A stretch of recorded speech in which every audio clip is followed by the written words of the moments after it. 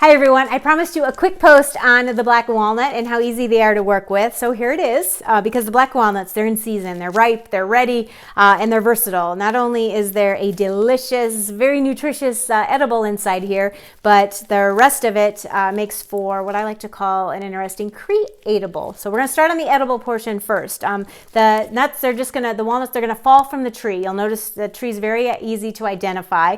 They're all gonna be laying on the ground and you're gonna collect them. They're still going to be green, slightly green, maybe getting a little bit of brown discoloration on them, and they're going to be kind of soft, starting to get soft to the touch. That's when they're easiest to work with to separate that hull from the shell and the nut inside. So gather up a nice bucket full. Then I'll just sit with a sharp knife and I'll slice around and then twist to get that nut and that shell out from the hull.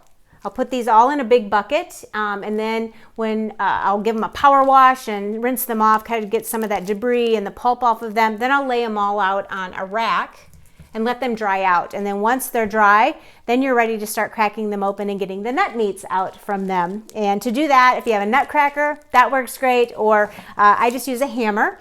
You kind of figure out how to hit them and where to hit them to get the biggest pieces out, because you can really, smash them to smithereens, which is not good. But ideally, if you get two halves, you've had a good hit. But hammer open that nut, that shell. Get the nut meats out. They store beautifully in the freezer for a very long time. You can just put them in a Ziploc bag and freeze them. They're great additions to salads. You can put them in breads. They have a lot, and then just eat them alone. You can toast them. But the nut themselves, they're very nutritional. They're full of protein, high protein, manganese, lots of other vitamins and minerals. So it's really, it's got a great nutritional profile as well. The nut itself. Now, for the creatable portion of things, my favorite way to work with the colorants that you can get from this is to take the hulls. Once I have all of the shells and the nuts removed, then I will just start slicing them up, and I'm going to chop them into little pieces that are about half an inch in size, and they don't all have to be the same size. You just want them smaller to work with, because ultimately we're going to be drying them out and grinding them up. Then I'll take all these little pieces, I'll set them on my dehydrator tray, put them in the dehydrator until they're nice and dry and crispy. You could also just let them air dry out. That works as well. Put them in a low heat oven and let them dry out. But once they're all dry, then you're going to put them into, if you have a coffee or spice grinder, and you're going to grind those pieces up into this nice fine powder.